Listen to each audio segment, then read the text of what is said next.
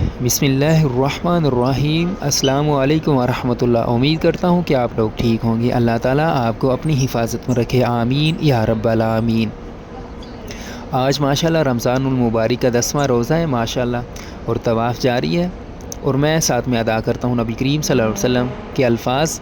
اگر کوئی چینل پہ نہیں آئے تو چینل کو سبسکرائب کر دیں اور ویڈیو کو آگے شیئر کر دیں تاکہ دوسرے لوگ بھی اس خوبصورت جگہ کو دیکھ سکیں۔ نبی کریم صلی اللہ علیہ وسلم نے فرمایا کہ وحی نازل ہوتے وقت کبھی مجھ کو گھنٹی کی سی آواز محسوس ہوتی ہے، اور وحی کی یہ کیفیت مجھ پر بہوشاک گزرتی ہے۔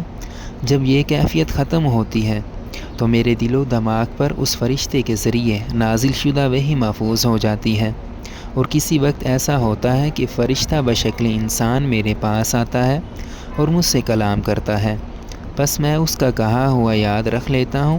عائشہ رضی اللہ تعالیٰ عنہ کا بیان ہے کہ میں نے سخت کڑاکے کی سردی میں نبی کریم صلی اللہ علیہ وسلم کو دیکھا ہے کہ آپ صلی اللہ علیہ وسلم پر وحی نازل ہوئی، اور جب اس کا سلسلہ موقوف ہوا تو آپ صلی اللہ علیہ وسلم کی پیشانی پسینے سے شربوز تھی۔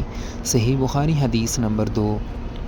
اللہ تعالیٰ ہمیں اسی طرح نبی کریم صلی اللہ علیہ وسلم کی تعلیمات سیکھنے کی توفیق عطا فرمائے، آمین۔ اور اللہ تعالیٰ شیطان مردود کے شر سے محفوظ رکھے۔ اللہ تعالیٰ جس طرح ایک چھوٹے بچے کی حفاظت فرماتا ہے، اللہ تعالیٰ میری اور آپ کی اسی طرح حفاظت فرمائے، آمین یا رب العالمین۔ اور اللہ تعالیٰ ہمیں اپنی نعمتوں سے نواز دے، آمین۔ اور اللہ تعالیٰ ہمیں ہدایت والے راستے پہ چلنے کی توفیق عطا فرمائے۔ ہدایت بہت بڑی نعمت ہے۔ اللہ تعالیٰ تمام مسلمانوں کی حفاظت فرمائے، خصوص فلسطین کے مسلمانوں کی حفاظت فرمائے، آمین۔